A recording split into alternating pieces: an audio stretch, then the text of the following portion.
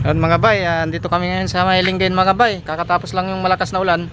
Tsaka sobrang kilot po ngayon yung ilog mga bay.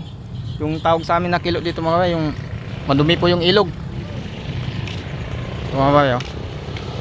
Ayan po dito yung mga bay oh. Maylinggen po. Sobrang kilot po yung ilog mga bay. Madumi, tignan natin po banda ron mga bay.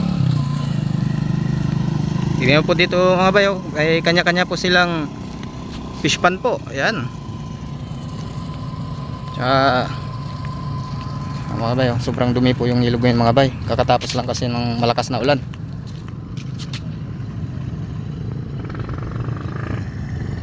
Ayan po mga bay, sa ilog. Ayan po, may tumadaan kasi ng tricycle dito mga bay, doon.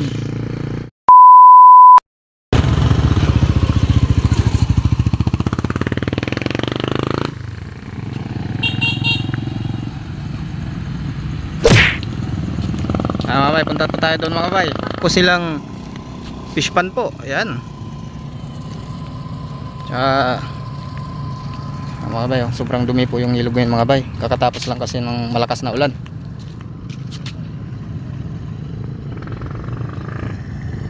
Ayan po mga bay, sa ilog. Ayan po, may dumadaan kasi ng tricycle dito mga bay, doon. Dito ang daanan ng tricycle sa may Pantal papuntang bayan ng Linggen. Bro, kamusta yung fish pan mo dito? Okay lang bro. Sobrang dumi yung ilog mga bay. Yan po oh. Yan mga bay, kami sa may Pantal. Pantal ba to tawag dito bro? Sa may papunta doon, namulan. Hindi niya alam. First time mo makapunta dito? Oo. First time niya daw. Kaya mga bay oh. Yan. Doon pala mga bay, namulan. Tsaka dito ay sabi nila Pantal daw to, papuntang Linggen naman to sa bayan. Mga bay, sobrang dumi ng ilog mga bay oh. Kakatapos lang kasi ng malakas na ulan mga bay.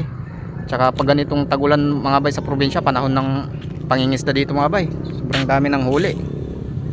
Yung mga bay oh. Po mga bay, doon oh, kung makikita nyo mga bay, may dumana naman na tricycle mga bay oh. Sobrang lawak po itong ilog mga bay oh. Maliit na tulay mga bay oh. May paraan na naman na tricycle mga bay oh. Ayan yung tricycle mga bay. Ayan mga bay, medyo gigilid ako ng konti mga bay kasi may dadaan na tricycle. Bay, oh. Ayan. Sobrang liit po kasi yung daanan dito na tulay. Saka kasama ko si Wally mga bay. Ayan mga bay. Tsaka pag ganitong tagulan mga bay, ang sarap talaga mga bay kumain ng mga bangus. Di ba Wally, kakatapos nyo lang kanina kumuha ng bangus? Oo. Mga ilan bangus ang binigay sa'yo kanina? Parang apat. Apat daw, kasi kanina may nag-harvest dun sa harapan ng highway mga bay. Ito sumama to, nabigyan siya ng apat na bangus, tapos yung mga ibang kasama niya. So hanggang dito na lang muna yung videos mga bay, sa susunod ulit.